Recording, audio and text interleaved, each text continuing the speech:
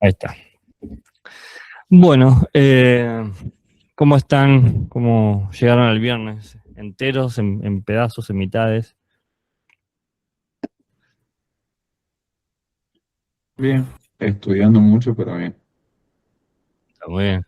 Preparándose para el futuro. Más Sí, tranquila para porque sacar el pensé que país el adelante. curso comparativo se entregaba hoy. Ah, eh, eso se genera un cambio, ¿no?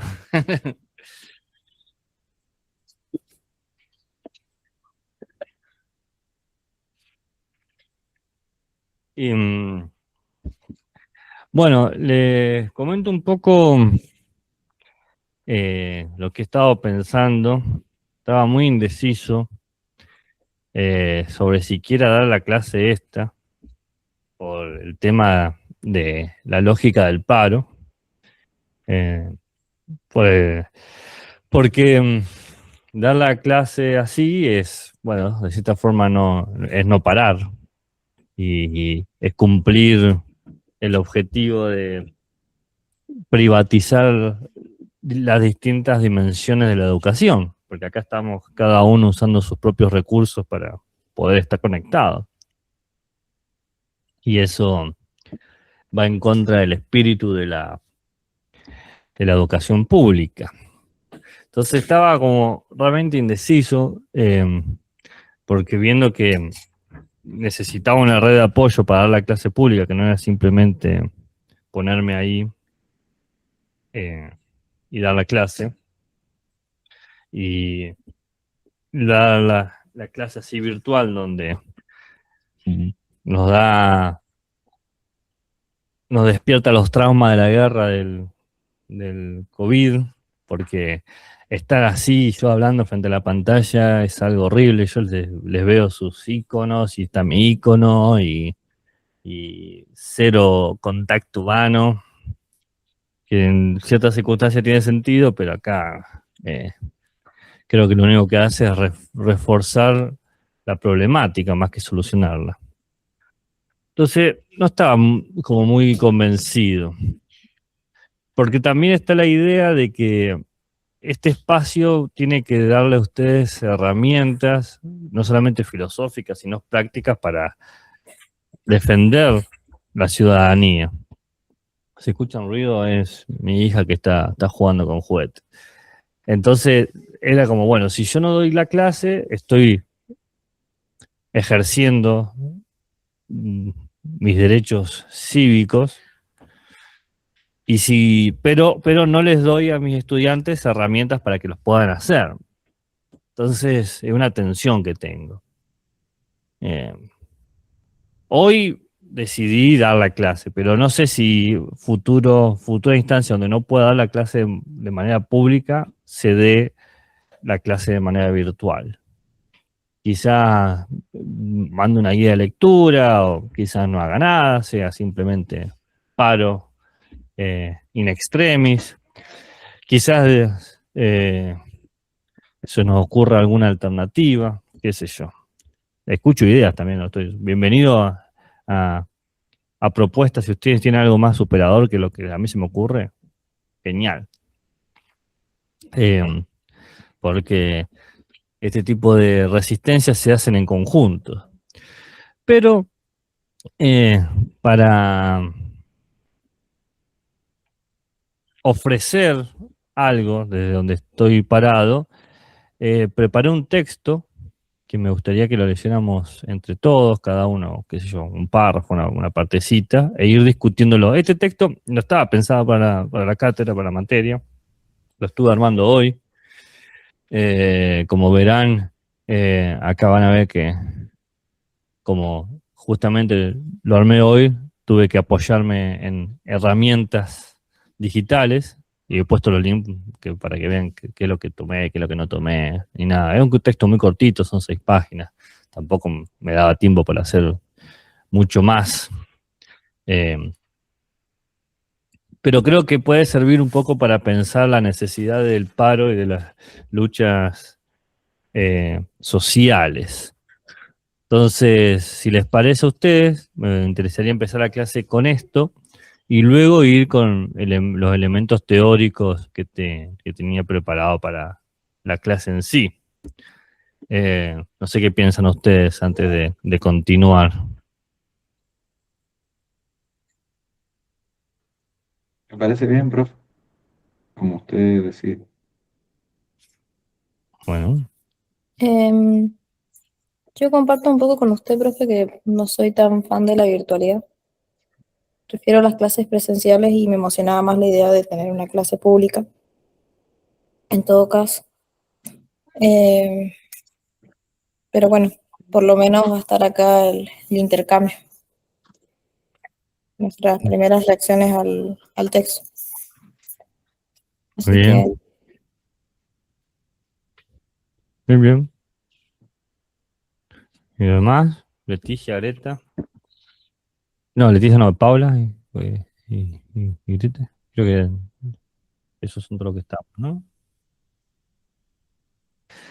Paula, ese me parece bien. Yo tampoco soy fan de la virtualidad y me generan emoción las clases públicas. Sí, sí, vamos a esforzar para que se den de una manera consistente. Según el gremio, dice que ahora que lo ha avisado y que lo he propuesto, en teoría van a estar integradas y proyectadas en los futuros paros. Eso es un poco lo que decía yo de un acto de fe, veamos si es realmente así. Sí, por el momento es nuestra salida. Sí, pero es una salida que pienso que transfiere las responsabilidades hacia nosotros, en vez de hacia las instituciones que lo tienen que resolver. Eh, sí, sí. Y bueno, no sé, Greta, qué piensas quizás? ¿Me escuchan? Es que Sí. tuve que ir a buscar los auriculares porque no me anda el micrófono de la compu. Mm, Yo pienso, o sea, siento que la virtualidad realmente no es la salida, por lo mismo que ha dicho, profe, porque también es como que quita eh, la esencia de la educación pública. Gracias, digamos, a nuestro, que poseemos los recursos, tenemos la suerte de tenerlos, podemos tener esta clase pública, pero también me hace mucho ruido el hecho de que, ¿qué pasa si no los tuviéramos nosotros como estudiantes? Cómo digamos, el sindicato también entra ahí, estas cuestiones se las plantea, no se las plantea. claro.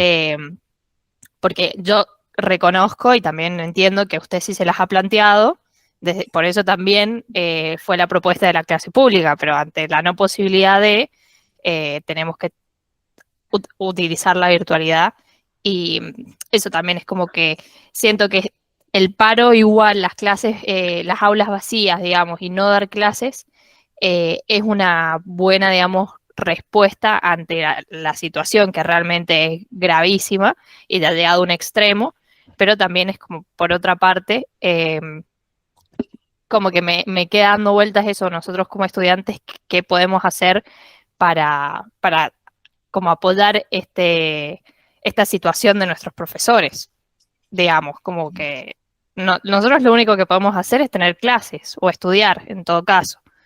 Eso es como a mí lo que me hace más ruido, digamos, de la situación. Y siento como que por ahí no ha sido muy acompañada esta idea de las clases públicas porque, por esto, digamos, de la gravedad de la situación. Claro, claro. Bueno, Sí, sí, sí. No, sí, sí, estoy de acuerdo. nada. Y acá Paula agregó algo más. Me molesta un poco con Lemmy decía la manera de las clases. Sí, no decía, a mí me dijeron que si quería darla, que la dé. Pero me dijeron que la lógica de este paro de esta semana era el vaciamiento físico de las aulas. Entonces iría como a contrapelo de las políticas de resistencia que habían propuesto todos los gremios, que habían acordado todos los gremios. Entonces, un poco de sentido tiene la lógica que me plantearon. Entonces le dije, bueno, ok, se pactó eso y yo, en vista de la lucha colectiva, está bien, me pongo en sintonía, no voy a ser el único Gil que va yendo para el lado de los tomates cuando estamos yendo para otro lado. Pero declaré que quiero que en las próximas prácticas de resistencia que se incluya de alguna manera esta cátedra en clase pública. O sea, bueno, que se va a hacer paro, pero se va a dar esta clase acá como forma de lucha, ¿no? Entonces, que quede dentro del discurso y que ya esté legitimado desde ese lugar. Entonces yo dije, bueno, una clase pública que no demos en las semanas de paro, bueno, no pasa nada. Era un poco de ahí mi postura de aceptar dar esta clase virtual. Que aún así, como bien he dicho, y parece que en ese sentido estamos todos más o menos convencidos, que es una situación con la que uno no quiere lidiar. Yo no quiero estar dando una clase virtual, teniendo un aula, teniendo un espacio, existiendo una institución que nos abriga pero estamos en ese contexto.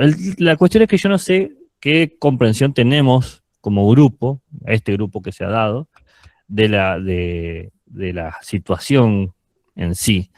Por eso hice este pequeño texto, ¿no? Y bueno, vamos a hacer un piso en común.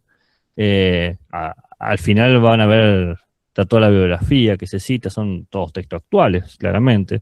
Algunos son noticias, otros son artículos de análisis, algunos están en español, otros están en inglés, porque otros lugares también están haciendo foco con los movimientos de derecha en Latinoamérica. Yo tomé los que son específicamente de Argentina. Entonces, eh, eh, he creado este texto como para decir, bueno, vamos a dar la clase virtual, pero vamos a enfocarnos, por lo menos en una parte de la misma, a ver por qué se está haciendo paro, ¿no? ¿Por qué estamos en este contexto? ¿Qué consecuencias se han podido observar sobre esto?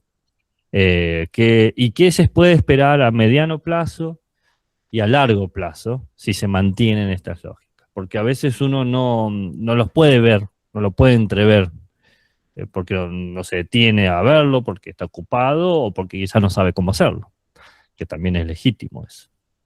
Entonces yo voy a ir leyendo este texto. También estaría bueno que nos vamos saltando quién va leyendo y vamos a ir comentando las ideas del texto antes de empezar con la clase. Y si no nos da tiempo para la clase, bueno, no nos da tiempo para la clase. De por sí la clase va a ser más acortada, no vamos a estar hasta el horario que habíamos pactado en el aula física, porque se nos va a derretir el cerebro si hacemos una clase virtual tan larga. Yo me imagino quizás hasta las 5:30, ¿vieron? Va a ser más sintético porque no te da la cabeza, o sea, no hay forma de que estemos 5 horas seguidas acá. No sé, ustedes quieren estar 5 horas seguidas acá. Quizás tienen la re gana de estar 5 horas de seguida ahí. Y no sé No, el profe, resto me de parece que no. perdón. Ahí, Paula. Paula, sí. Justo hablaron 3 personas, así que la única que levantó la mano fue Paula, así que Paula le gana a las otras personas. ¿Qué pasa, Paula? Sí, perdón. ¿Se me escucha? Sí, perfecto. Sí, es que por ahí se escuchan los ventiladores de mi computadora porque es viejita. No pasa nada. A mí se me escucha la bebé gritando, así que... Hola, Sabri.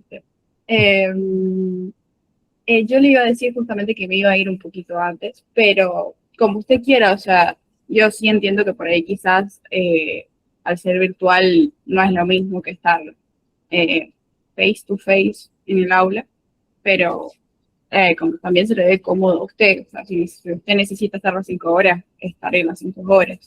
Y No pasa 5 nada. horas no. Admiro tu entereza, seguramente proveniente de las artes marciales, porque es la única forma de tener esa disciplina, estar 5 horas frente a la PC. Pero no. Ya pasé por eso, ya creo que pasamos todo por eso. Vamos al hueso, les doy algunas indicaciones y me detengo en las cosas que van a parecer importantes para los textos. Sin ser una guía de lectura, pero no, 5 horas no vamos a estar. Y bien, eso. Y había Leticia y Grete van a decir algo más, me parece. Veo que se han sumado. No sé si Greta querés decir vos primero o voy yo.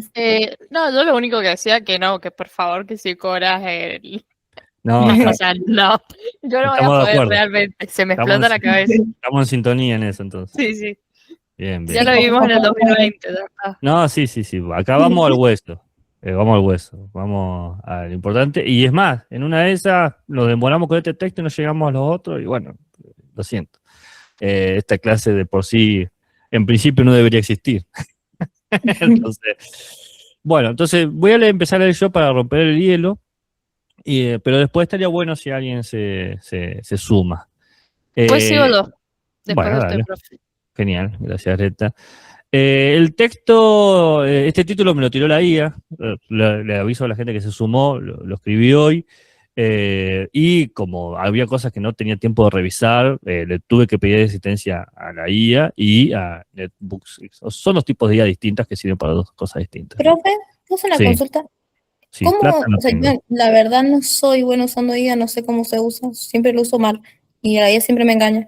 Eh, ¿Y a qué se refiere con que él diseñó el artículo junto con IA o le pidió a la Sí, IA que se lo diseñara? porque yo agarraba conceptos, pero algunas conexiones o algunas referencias la pedía con la IA. Igual, yo a mi IA, eh, cualquiera puede hacer esto que he hecho yo, tiene parámetros iniciales de cómo quiero que me dé respuestas. Vos le podés dar antes de llenar las casilleras, los casilleros, y antes de hacer el prompt, vos podés establecer cómo te querés que te responda. Por ejemplo, a mí la IA me responde de forma académica, no quiero que me tutee ni nada por el estilo, que todo lo que me dice me tiene que dar una referencia bibliográfica y el link, si no tiene el link, lo deseche, ¿viste? Entonces, yo a veces le iba haciendo preguntas, cosas así, y lo podían ver. Sí, para que vean cómo lo hice, ahí tienen los links, ustedes luego en el PDF abren y van a ver la conversación que tuve con la IA en esa y en el otro, ¿no? El genial. Notebook te permite reducir el campo de trabajo. Gemini, puse Geminia, bueno, ahí te das cuenta que hay un ser humano hubo ahí. La Gemini es mucho más amplio y Notebook trabaja con las fuentes que vos específicamente le das. ¿Bien?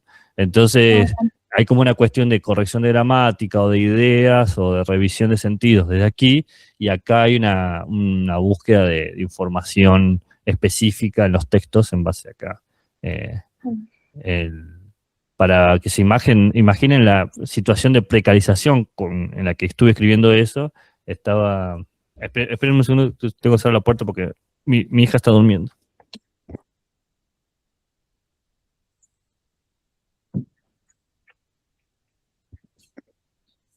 Acá estoy.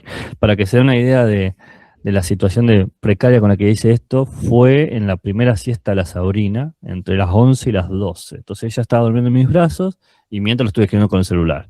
Entonces había errores tipográficos, un montonazo. Entonces una vez que más o menos lo tuve, lo empecé a revisar con la IA porque yo no podía hacer ninguna corrección gramatical. Y recién un ratito antes de enviárselo, lo volví a leer y a corregir. Es eso. Entonces el título ha sido más o menos el de la IA, el desarticulación del bien común, análisis cívico de las políticas de educación y ciencia en la Argentina actual. Esta idea de bien común es justamente como el problema que se observa al momento de anular la fuerza o la influencia que puede tener la educación y la ciencia en la Argentina. Entonces, bueno, la introducción les leo.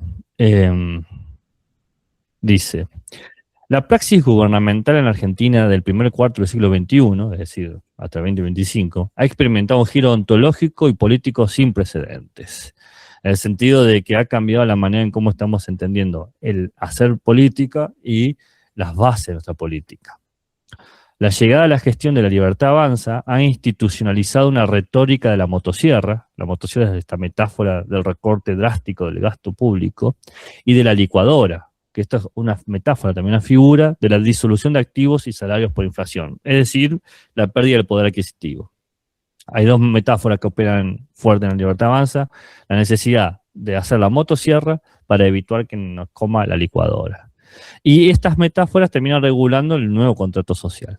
Este cambio no es meramente administrativo, constituye una mutación del paradigma de derechos humanos y la principalidad del Estado hacia una racionalidad neoliberal, ¿no? Neoliberal con un sistema normativo que extiende la lógica del mercado a todo el aspecto de la vida. Hoy en día el Estado, que tiene como meta la igualdad ahora se entiende como igualdad de oportunidades económicas, es decir, la priorización de la eficiencia y la competitividad. Si no resolvés problemas o no podés competir, no entras dentro de las preocupaciones del Estado. El análisis ético de este fenómeno exige observar cómo el desmantelamiento de las estructuras de educación y ciencia afecta las dimensiones éticas cívicas de la sociedad argentina actual. Acá hay una tesis, una idea que muchos sostienen, que el ataque de la motosierra a las instituciones que representan a la educación y a las instituciones que representan a la ciencia no es aleatorio, no es arbitrario, tiene un objetivo de cambiar que se está entendiendo por correcto y cívico en la Argentina actual.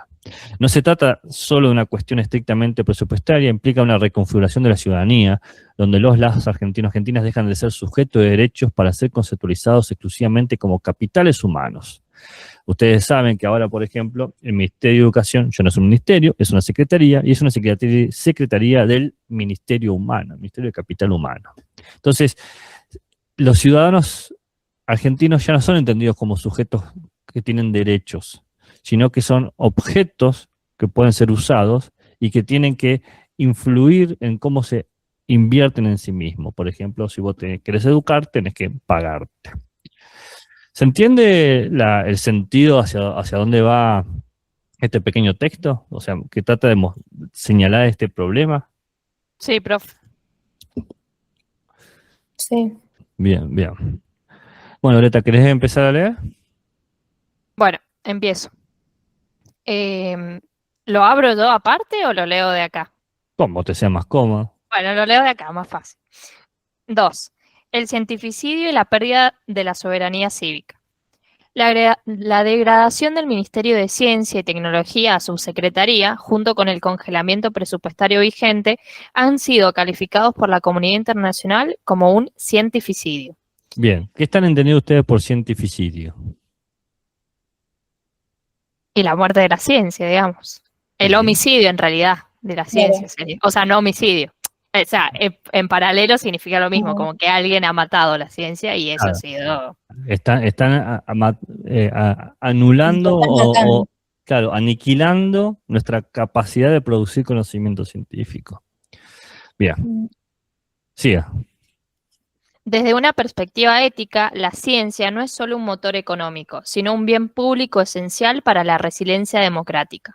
Esta es una tesis que es muy común en Argentina, a diferencia de otros países que son que tienen tradiciones más marcadas en el capitalismo, que es la idea de que la ciencia lo que hace es fortalecer las instituciones democráticas porque la ciencia promueve el pensamiento crítico, promueve la transparencia y promueve el diálogo, ¿no? Por cómo funciona la ciencia. Esto lo pueden encontrar en muchos de los referentes de la filosofía de la ciencia argentina.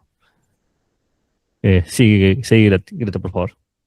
Como señalaba Hussein, la labor científica debe propulsar el adelanto del país para garantizar que la nación sea libre y no esclava. Claro, esta es otra idea. No solamente la ciencia fortifica las instituciones democráticas, sino que fortifica al Estado en tanto país, porque le permite una autonomía y no dependencia de otros estados. Por ejemplo, yo no tengo que importar tecnología si la estoy desarrollando yo. ¿Se entiende? No, no se entendió. Sí, se entiende, se entiende. Sí, profe. Buenísimo. ¿Querés seguir, Greta? Sí, en un contexto en donde el financiamiento científico ha caído al 0,167% del PBI para 2025. Esto está basado en informes oficiales del Estado, no, yo no inventé el número. O sea, para que sepan que no, no estoy inventando. Esto que ven acá son las entidades que están ocupadas de informar cómo se establece el financiamiento en el país. Bien. Esto representa un costo de oportunidad incalculable. Para comprender el impacto de esta desinversión, es preciso desglosar los costos en 3 dimensiones. Bien. A corto plazo se da una parálisis operativa. ¿Qué es lo que estamos experimentando en este momento? Una parálisis. Bien. Una parálisis donde no se puede hacer lo que se estaba haciendo, ¿no?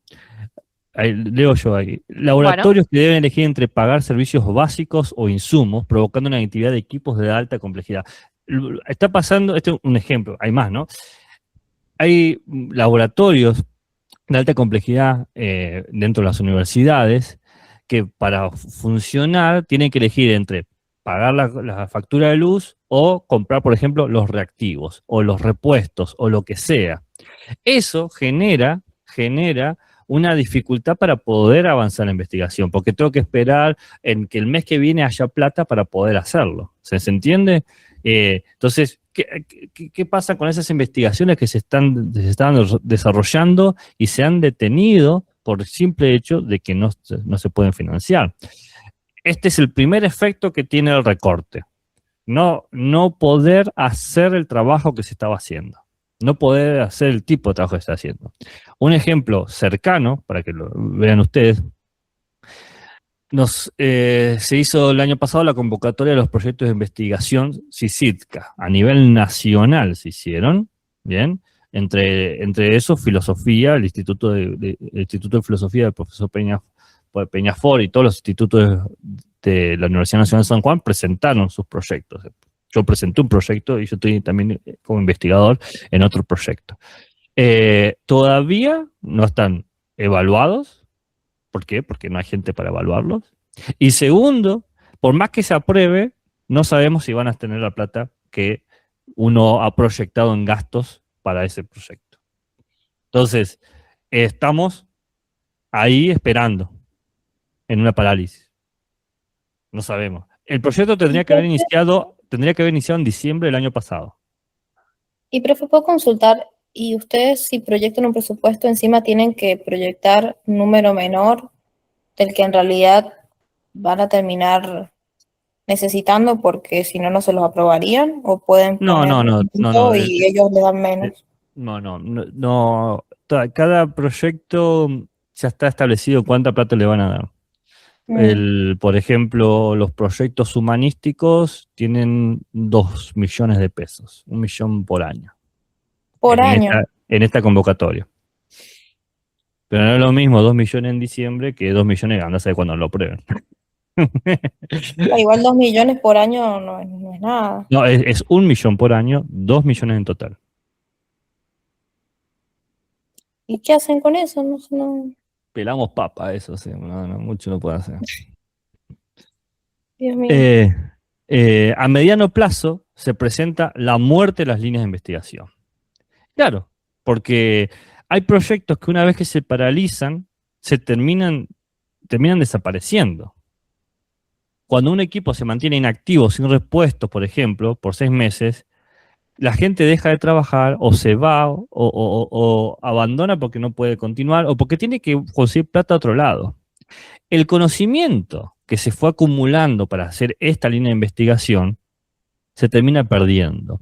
Acá hay una cuestión que es difícil de entender, pero que es necesario ser consciente. En la educación y en la producción de conocimiento, no se opera como si fuese un interruptor, donde yo bajo el interruptor, paro la máquina, vuelvo en 6 meses, levanto el interruptor y la máquina sigue de donde se quedó. En el conocimiento de educación, vos parás la máquina y eso se va degradando y perdiendo, porque la gente que se formó dejó de estar, porque el tiempo y los recursos que se necesitan para formarlos tiene que reiniciarse. Entonces, yo, por ejemplo, si paro por 6 meses la formación y quiero volver a arrancar, esa persona probablemente no se acuerde de lo que estaba haciendo. Imagínense ustedes si se van 1 año a la facultad y quieren volver a la facultad y ponerse al ruedo. Les va a costar, claramente va a haber un periodo de adaptación. Por no decir que quizás se encuentren con un programa distinto, con otros profesores. Entonces, mueren esa línea de investigación por el simple hecho de que las personas se van o se pierden esos conocimientos. Y ahí se entiende más fuerte la idea del cientificidio. No sé, ¿ven mejor la imagen del cientificidio ahí? Sí, profe. Sí. Sí, totalmente. Sí, profe. Y a largo plazo se repite el fenómeno de la fuga de cerebros, que esto ha pasado en Argentina varias veces, que es la gente altamente calificada se va a otros lugares a poder trabajar. El Estado invierte décadas en formar a un doctor, a un ingeniero, a un profesor, que ante la incertidumbre emigra, llevándose todo el capital intelectual que el Estado puso, porque el Estado gastó plata para eso, y se lo lleva y los réditos lo tiene a otro lugar. Eso genera situaciones que no se pueden revertir, se supone reconstruir de cero. Reconstruir de cero. Acá en la universidad, si no están enterados, se los digo, a nivel nacional, en todas las universidades se está dando una migración por ahora de los docentes universitarios hacia otras zonas. Por ejemplo, institutos privados, institutos provinciales. ¿Por qué? Porque cada provincia está como manejando el sueldo de otra manera a distinto del Estado que lo maneja el gobierno. Entonces, nada, de repente aparece que no hay docentes en la universidad. Lo cual, si eso no les prende la alarma, no sé qué les va a prender la alarma. Bueno, ¿quién más quiere seguir leyendo? Paula, dale. Esto se observa paralelamente dentro de los nuevos marcos que impulsa la política educativa argentina actual, la cual profundiza la figura de subsidiariedad. O sea que está siempre por debajo. Ahí está, sí, ahí decís eso que iba a decir, dale, perdón. El Estado Nacional delega sus obligaciones financieras en las provincias bajo un discurso de federalismo radicalizado. Que cada provincia resuelva sus problemas. Esa es la idea. Bien. Esto se entiende mejor dentro de las nuevas lógicas de privatización por élites fundamental. ¿Élites o elotes? No sé qué quise poner. Por principio fue... Ando vendiendo lotes. Creo que quería decir para distinguir, o es fundamental distinguir. Por esto es fundamental. Ajá, Por ello es fundamental. Bien, vieron, a la IA, ahí se dan cuenta que realmente era una persona escribiendo con el celular las cosas. Bueno, por ello, gracias Greta, por ello es fundamental distinguir los conceptos de privatización endógena y exógena. Claro, esto porque la primera actitud que tienen muchos críticos a esta situación, que, o sea, está bien criticar esta situación, pero hay que hacer las críticas adecuadas, porque lo único que, si hacemos críticas inadecuadas, lo único que haces es gastar fuerza en donde no hay que gastar, es que dicen, se está repitiendo lo que pasó con el menemismo en la década del 90. Y no es exactamente eso. Sí, Pablo, léelo. Privatización exógena. Es la apertura directa del sistema al lucro privado. Ejemplo, vouchers educativos. El Estado financia la demanda, no la oferta. Privatización endógena. Es la introducción de lógicas empresariales dentro de la escuela pública, competencias entre instituciones, gestión por resultados, marketing escolar. Ahora vamos a ver un cuadrito. Lee esta parte y ahí aparece un cuadrito donde se va a explicar mejor. Ok. A diferencia de las reformas de los 90, que fueron principalmente descentralizadoras, el Estado seguía sosteniendo la escuela, el modelo actual tiende a una anarcoeducación, donde la planificación oficial se retira para dar paso a la autorregulación del mercado. Pero paradójicamente se impone que dicha educación es un servicio estratégico esencial, pues el objetivo es desarticular las herramientas de demanda y defensa de los derechos sociales, constituyéndose en un hito de tensión cívica, ya que busca limitar el derecho constitucional a la huelga docente. Bien, fíjense, tenemos una nueva lógica de privatización distinto a la reforma del 90, donde se descentralizaba, ¿no? Y se dice que cada institución educativa tiene que autorregularse. Dice, bueno, cada institución, cada universidad, la UNSJ, por ejemplo, tiene que resolver su problema económico. ¿Bien? O cada instituto de formación docente o cada escuela tiene que resolver sus cuestiones económicas. Pero, al mismo tiempo, se dice que no importa si lo podés resolver o no lo podés resolver, como la educación ahora es un servicio estratégico esencial, lo tenés que dar sí o sí en las condiciones en las que esté.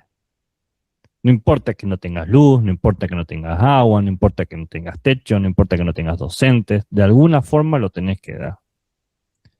Sí, Paul. En otros términos, bajo el pretexto de garantizar el derecho de los menores, se busca limitar los derechos constitucionales, imponiendo guardias de asistencia obligatoria que deslegitiman la capacidad de negociación colectiva. El siguiente cuadro comparativo busca dar cuenta de la situación actual en relación al modelo de privatización del siglo XX. Bueno, veamos, tenemos, en la década del 90, ¿no? Durante el menemismo teníamos un modelo de privatización endógeno, ¿no? Habíamos dicho que endógeno es la introducción de lógicas empresariales dentro de la escuela, ¿no? Por ejemplo, el marketing escolar, escuelas con más prestigio o menos prestigio. Mientras que ahora es exógena, ¿no? Es decir, que tiene la apertura directa al sistema del lucro privado. Las universidades privadas empiezan a competir sobre las instituciones. Pero esto exógeno no anula lo endógeno. ¿Por qué? Porque el Estado tiene que mantener esta lógica de servicio estratégico esencial. El Estado se mantiene presente solamente para meter la presión. ¿De dónde viene el financiamiento en la década 90? Bueno, había una oferta de cómo eran las instituciones, pero el Estado siempre financiaba la creación y construcción de escuelas o institutos o universidades, lo que sea. Ahora, el financiamiento viene según quienes están demandando, es decir, qué se construye y qué se hace es lo que los alumnos pueden pagar, es decir, los interesados pueden pagar. El rol del Estado en la década del 90 era regulador en el sentido de mantener una cantidad específica de edificios funcionando y descentralizador en el sentido de la privatización endógena, es decir, esta idea que habíamos dicho de introducir lógicas empresariales, cómo se gestionan los resultados, cómo se hacen competencias por las instituciones con más prestigio tienen más plata, las que tienen menos prestigio tienen menos plata, etc. Ahora el Estado se retira totalmente en esta idea de anarcoeducación al punto de soltar directamente la estructura que mantenía, pero solamente se va a tener presencia en esta idea de forzar los servicios estratégicos esenciales. El efecto en los salarios era, en los 90 había como una nómina, un piso que había que cubrir y que se mantenía por ley. Acá actualmente la caída es aproximadamente el 40 y algunos el 60% del salario. ¿Se entiende la diferencia entre los 90 y las gestiones actuales? Sí, profe. ¿Los demás están más o menos? Sí, profe. Bueno, buenísimo. ¿Quién quiere seguir leyendo?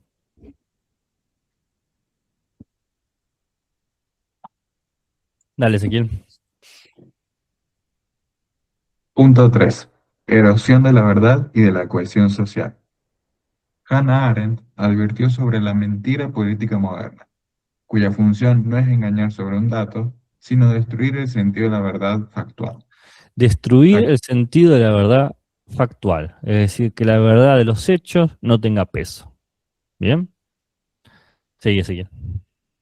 La calificación de las instituciones públicas como ámbitos de adoctrinamiento, por ejemplo, el lavado de cerebro, funciona como una herramienta de deslegitimación que degrada la confianza en la ciencia como saber colectivo.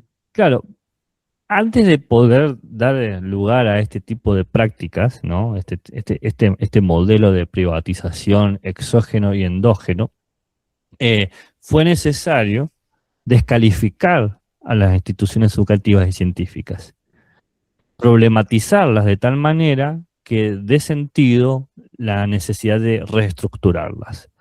El típico argumento era, en las universidades no se estudia, te lavan el cerebro, ¿no? Se enseña la ideología ESI y cosas por el estilo, ¿no? Típicas descalificaciones. A ver, Ezequiel, sí.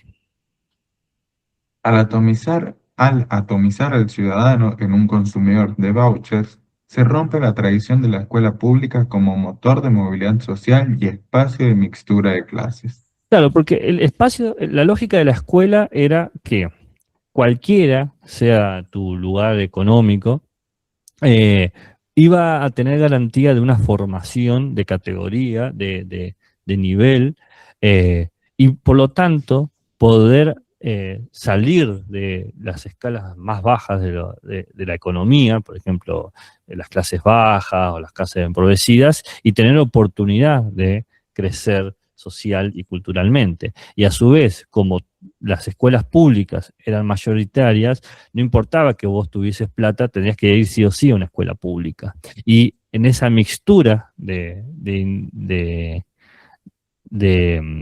personas se daba conocimiento de otras realidades y se rompían ciertos mitos. También, no, nada de esto quiere decir que sea idílica la escuela pública, pero es mucho más positiva para la transformación del ciudadano que escuelas privadas versus escuelas rurales. Ahora, si el ciudadano solamente se valora en su capacidad de poder comprar su espacio en la formación académica, ¿qué oportunidad de movilidad social se puede crear? ¿Para qué vas a estudiar si lo único que estás pagando es el prestigio de haber estudiado? Greta, dime. En ese sentido, a mí también es como que me gustaría agregar que también se pierde como esta cuestión de la educación de calidad como derecho, Claro, porque ya deja de ser un derecho, sino pasa a ser directamente un servicio al que puedes comprar o no puedes acceder, digamos. exactamente, sí. Eso, ese es el punto. Bien, bien. Gracias, Greta. Ezequiel, ¿querés seguir leyendo? Sí. Cabe destacar que la deslegitimación de lo público no es un fenómeno espontáneo, sino el resultado de un andamiaje discursivo construido por diversos think tanks, usualmente traducido como laboratorio de ideas o usinas de pensamiento, que operan como puentes entre la academia privada, los sectores empresariales y el Estado. Claro, esto es una cosa que tienen que tener en cuenta desde ya. Lo que estamos experimentando dentro de esta lógica de gobierno no es producto de uno, dos o tres personas perversas, sino que esto está diseñado años atrás por grupos que establecieron fundaciones para que el Estado luego actúe como necesitaban en vista de sus intereses económicos. Estos think tanks, ¿no? Estos laboratorios de ideas, oficinas de pensamiento, ¿no? Estos tanques de ideas,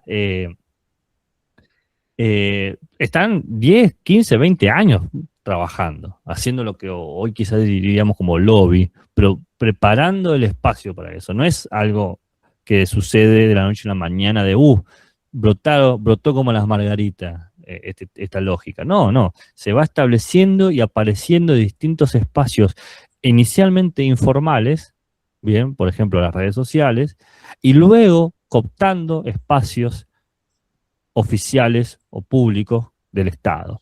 Algunas academias, algunas universidades, ¿no? Y se va generando una red que a poco se va cerrando hasta que se logra llegar a transformar leyes, establecer decretos o colocar personas en puestos dirigentes.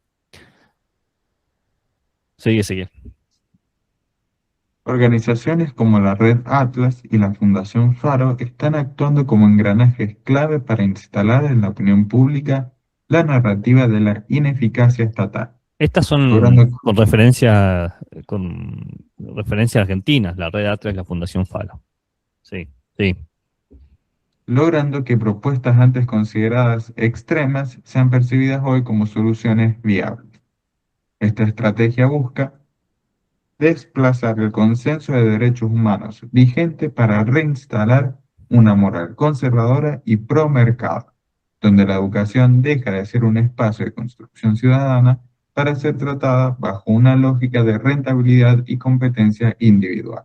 Yo creo que eso es claro, pero quiero saber si se lo entendieron todos, ¿no? O sea, se va estableciendo poco a poco nociones donde que lo que antes nos parecía como inadmisible, ahora sea admisible, y parte de esa lógica ha sido siempre perder derechos humanos ganados por luchas sociales, ¿no?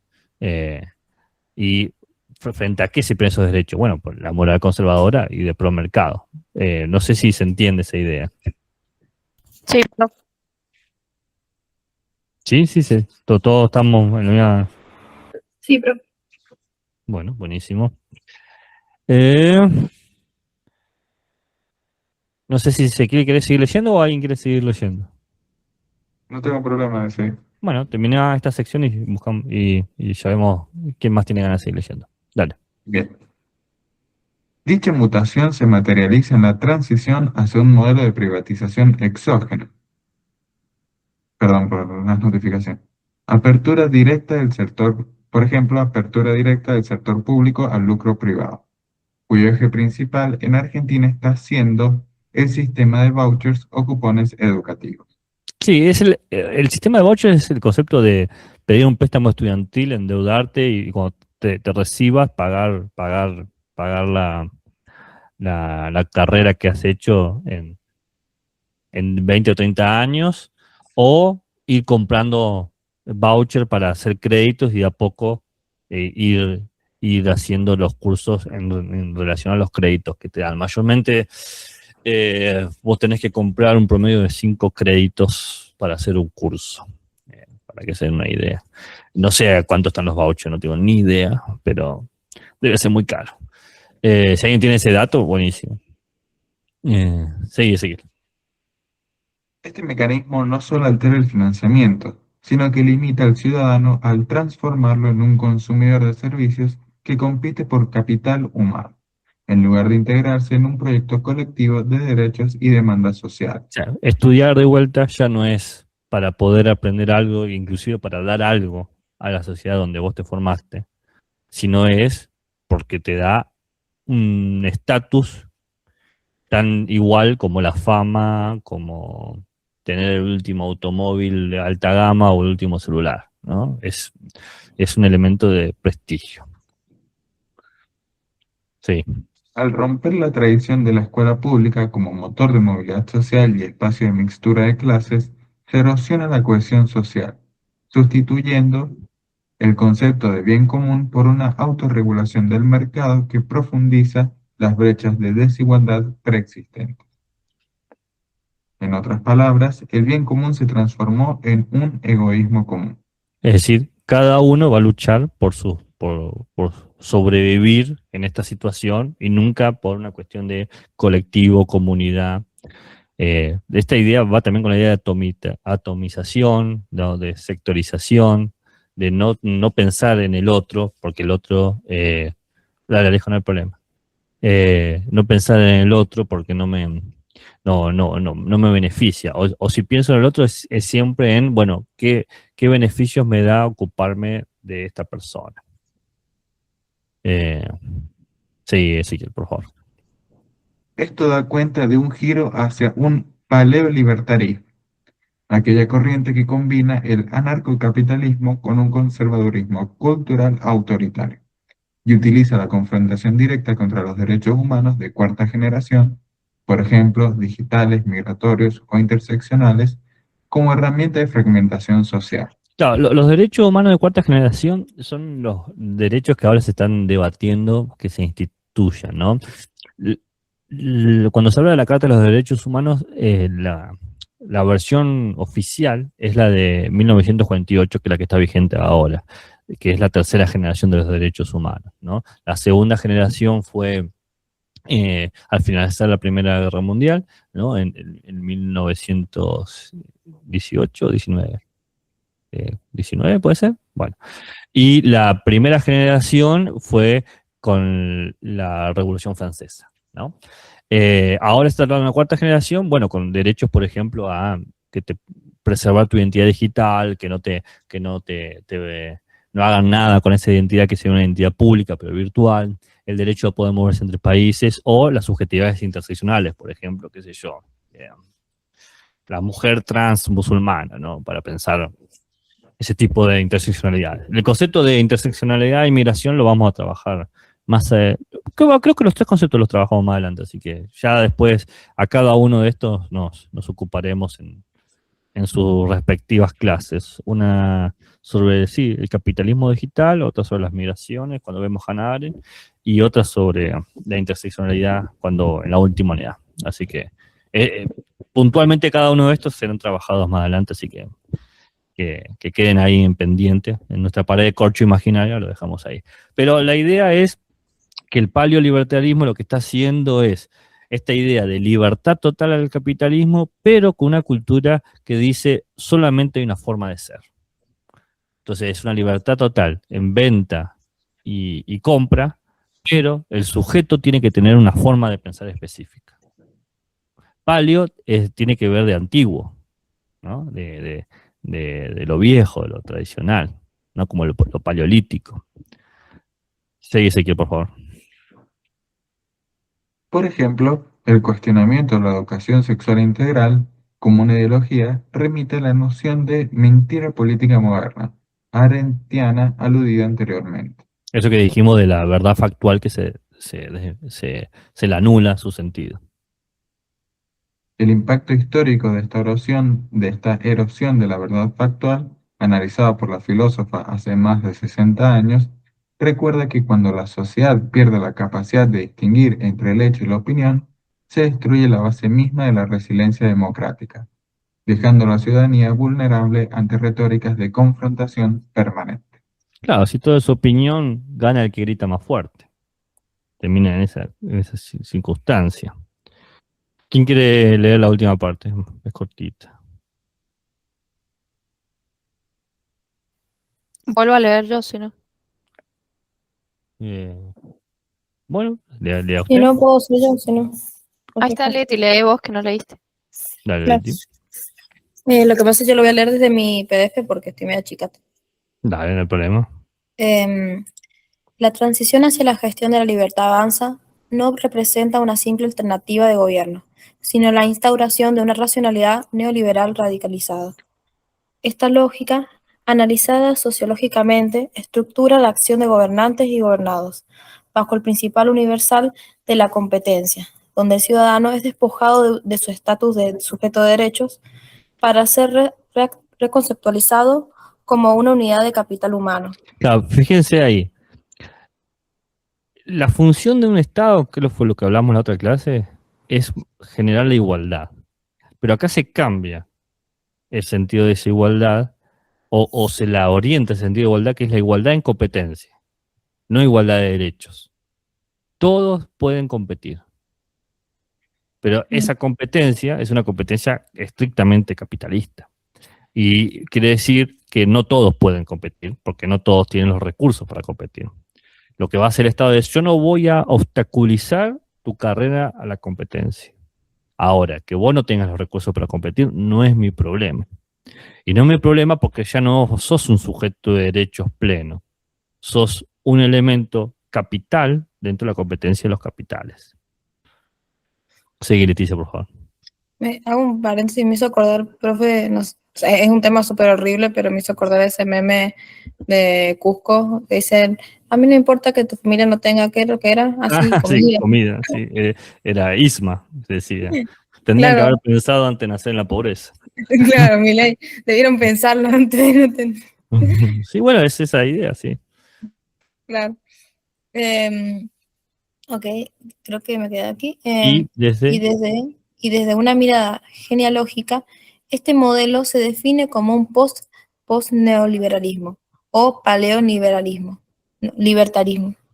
No lo había escuchado. es el concepto que se está usando ahora. A diferencia del neoliberalismo tecnocrático de los años 90, esta fase es explícitamente contrahegemónica y provocadora. Claro, Busca porque, la abolición, porque lo que hace ahora es buscar fomentar y ser disruptiva. Vean los representantes que hay ahora, ¿no? Como Milei o Trump o cualquiera de estos. Son gente muy contestataria y que tiene opiniones demasiado llamativas, que uno dice, no puede ser que puedan opinar de esta forma. Bueno, porque es la lógica con la que están haciendo, ¿no? La provocación y la desestabilización constante, donde uno esté en una sorpresa que paralizante y no pueda reflexionar sobre las acciones que están tomando, porque cuando saliste del estupor que te dio el acto u opinión 1, ya están haciendo el acto u opinión 17, ¿no? Es tanto el manejo que hay sobre esto que va más allá del simple hecho de plata en la tecnología como hacía el neoliberalismo de hace un par de décadas. ¿Bien? Es una lógica mucho más rápida, justamente porque es más difícil procesar la información. Seguí, Leticia, por favor. Busca la abolición del Estado a través de la motosierra y la licuadora, reducción de gastos y disolución de activos por inflación. El componente paleo se manifiesta como un conservadurismo cultural que confronta directamente con los derechos de cuarta generación, como la educación sexual integral, ESI. Argentina se encuentra ante una asfixia prolongada, la pérdida de soberanía Asfixia científica. programada. Programada. Una asfixia programada, la pérdida de soberanía científica, tecnológica y educativa no es un efecto colateral, sino el resultado directo de un modelo que desestima el conocimiento básico por no generar lucro inmediato. Cívicamente representa un retroceso en los derechos humanos y una claudicación ante la dependencia extranjera. Bueno, muy Ahí bien. tenemos. ¿Qué piensan de esto? ¿Qué reflexiones les da? ¿Qué sienten? ¿Qué observan? ¿Qué, qué, eso? ¿Qué les da para pensar? Si es que les da para pensar algo. ¿Se habían considerado alguna de estas cosas? ¿Han visto algo nuevo, algo viejo? Sí, Leticia. Y me lleva a pensar, profe, al final, cuando dice por no generar un lucro inmediato, me lleva a pensar por ahí en los proyectos de investigación, ya sea en humanidades, que es lo que nosotros estudiamos, o en matemáticas, tecnología, el área que sea, cuando se pide un presupuesto para investigar, que lo que dan al final no es nada, debería ser, no sé, quíntuple, investigar todo eso lleva tiempo, lleva sus 2 años, a veces muchísimo más. Y ya después de eso no sé cuál será lo que sucede después en otro tipo de proyectos, en otras áreas de investigación, pero no es algo inmediato, no es que nos van a pagar un monto, nos van a dar un presupuesto y en 2 meses, en medio año ya va a estar. No, Y se va no, a poder investigar imposible. con eso. Pero la tecnología tampoco lo logra hacer, o sea, no existe eso. Pero el cortoplacismo es muy determinante en esta mirada. Sí, estoy de acuerdo con vos, Leticia. No sé qué piensan los demás. Paula. Eh, una de las cosas que me hizo pensar un poquito respecto a lo que mencionaba el texto anteriormente, en la parte de la competencia, me hace pensar también en esta lógica instalada de el arte de la goma, con Javier Milei diciendo en el Congreso que cucas me encanta domarlos, como esa, no sé, de estar siempre por encima, digamos. Me hace pensar mucho eso. Siento que también esta idea de competencia instala eso, de no dejarlo al otro ser y dejarlo pensar como tal, sino Sí. domarlo, dejarlo Bueno, mal. pero fíjate que la metáfora está justamente conectada con esta idea de conservadurismo, ¿no? Conservadurismo cultural, del machismo, la jerarquía, de que hay que vivir de tal manera, de tal forma. Sí, tal Ezequiel. cual. Sí, va por ese lado. Ezequiel. No sé si Paula quería decir algo más ahí al final. Sí, que hace poquito también dijo nuestro queridísimo presidente que ¿para qué Dios nos dio el planeta? ¿Para contemplarlo? No, para explotarlo. Claro, Y me claro. hizo acordar un poco a, creo que es Francis Bacon, el que hace una analogía de la naturaleza con la figura de una mujer y hay que Claro, sí. básicamente explotarla y abusar de ella. Sí, eso me hizo acordar. Sí. Horrible, pero bueno. Con respecto también a esto último que mencionaba Paula sobre la provocación, también me hace acordar en su momento, no sé si actualmente continuará con ese discurso, pero Milei solía decir que habían ganado la batalla moral, estética, Mm, etcétera. Bueno, eso lo escuchaba sobre todo cuando era parte antes de las elecciones, ahora no sé si sigue diciendo eso, pero bueno, esta cuestión de provocar al otro, bueno, eso de domarlo, diciendo que le ganaste en los ámbitos morales, estéticos, etcétera, etcétera, claro. también me llama la atención. Y también me salió ahora un video en el que Milei, no sé bien en qué contexto, les dice también, como a los cucas, que aunque no les guste, aunque les duela, también es el presidente y bueno, muchos aplauden, etcétera. Eh, Reforzando, dando estos ejemplos de la provocación constante, Mm, eh, que bueno, te impide procesar un poco la información en el sentido de que quedas aturdido, por decirlo de alguna manera. claro, claro. Eh, y también sobre la cuestión de los vouchers, que la leí yo, me llama la atención o me parece que queda como esta lógica de que vos con tu educación no le podés, si vos tenés que pagar después de estudiar, es como si vos con tu educación no le pudieras devolver nada al país o al Estado, sino casi como si Claro. tuvieras que agradecer que te dejen estudiar, digamos.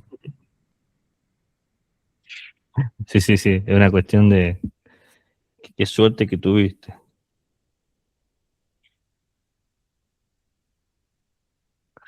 Greta, sí.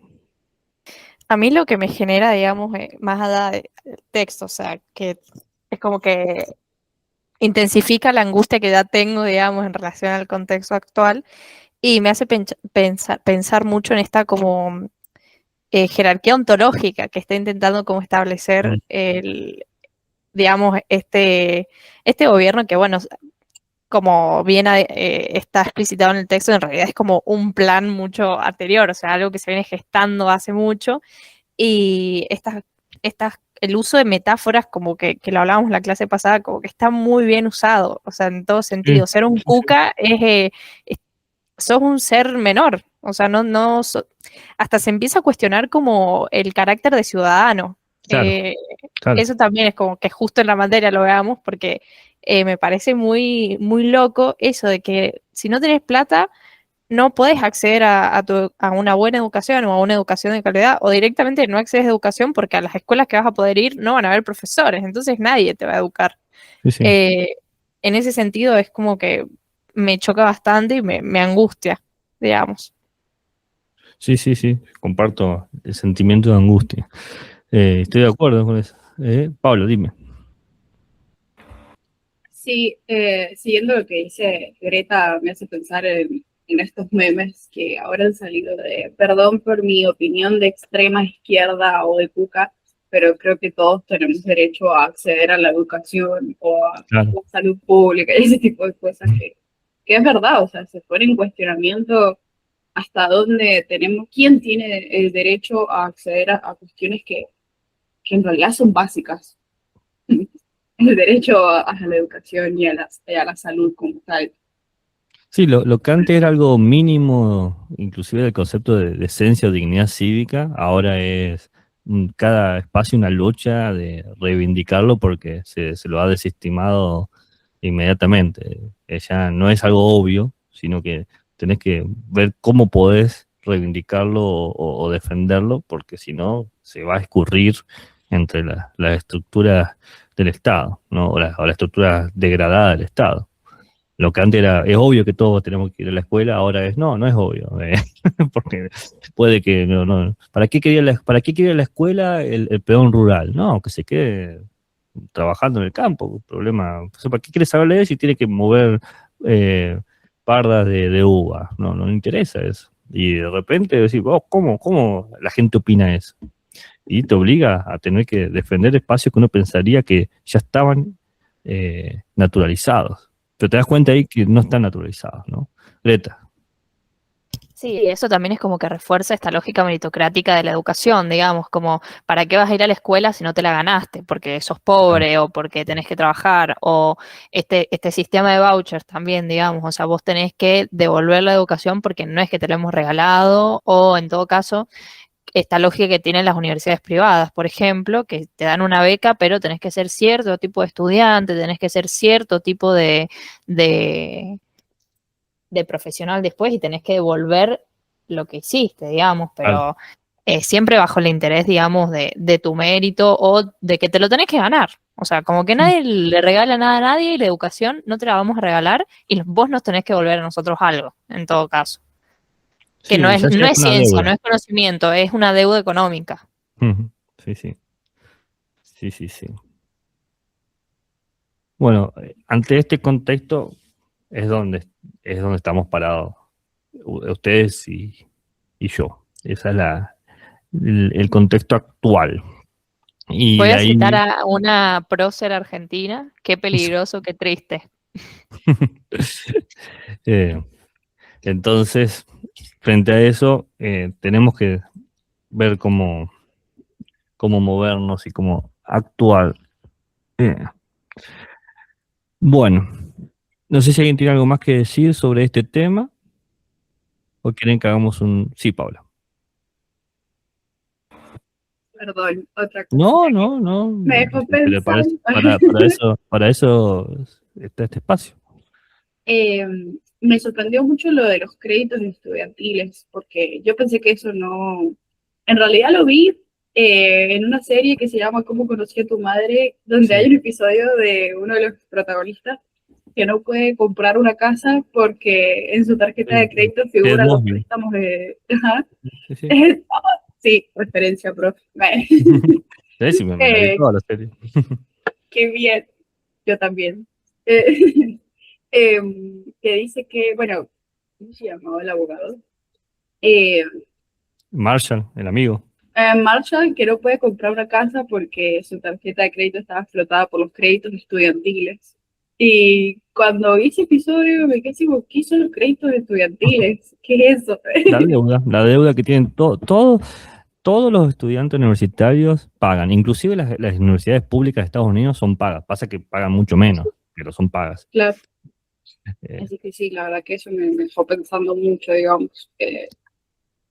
La y verdad que a menos que se haga algo, ese es el modelo que se está proponiendo para la Universidad Argentina.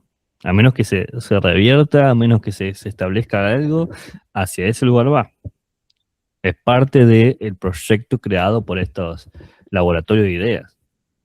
Es parte del modelo que felicita la Libertad Avanza y Milei sobre Estados Unidos, que dice queremos hacer una universidad como la de Estados Unidos, y la Universidad de Estados Unidos es muy terrible. Es totalmente excluyente y fuertemente desmovilizadora y antigremial de cajón. El concepto de gremio es mala palabra ya. Y eso es lo que se está tratando de hacer en esta lógica. Entonces uno tiene que encontrar inmediatamente formas de resistir y de reivindicar los derechos sociales ganados. Esto que, por más que ahora estamos en una situación precaria, y por más que estamos tomando una clase mediante nuestros propios recursos, la institución sigue siendo pública. Usted no pueden poner un peso y aún así recibirse. Eh, yo sé que van a decir, bueno, los apuntes, todo eso, también entiendo eso, pero no tienen ni cercanía con lo que valdría pagar una universidad. Vean lo que cuestan las universidades privadas. O sea, simplemente vean lo que cuestan las universidades privadas ahora y digan, yo puedo pagar eso. No sé cuánto está la cuota, está como 2 millones de estar ahora, son como un número así absurdo.